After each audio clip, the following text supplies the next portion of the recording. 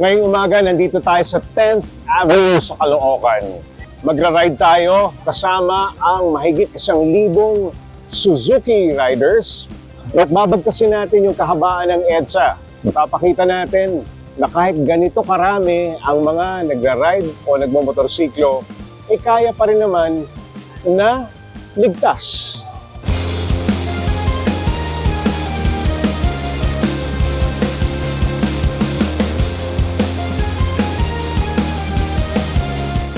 Ang big ride na ito na magaganap dito sa Caloocan hanggang sa MOA ay bahagi ng Matsuri 2025 ng Suzuki.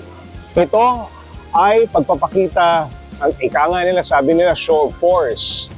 Pero gusto lamang nilang ipagdiwang ang kanilang ika-50th anniversary dito sa Pilipinas.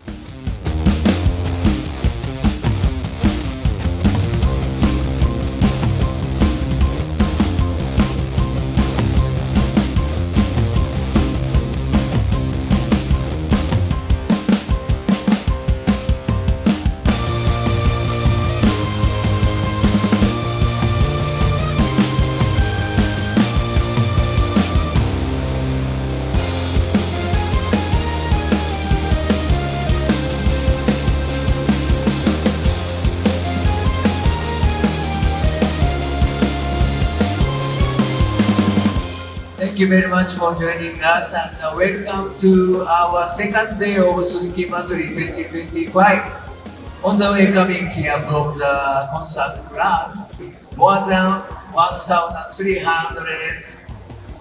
passionate riders.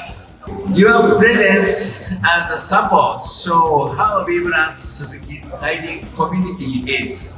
Through the Suzuki Matsuri, we are commemorating our 50 years of journey with Filipino, providing reliable and exciting motorcycle.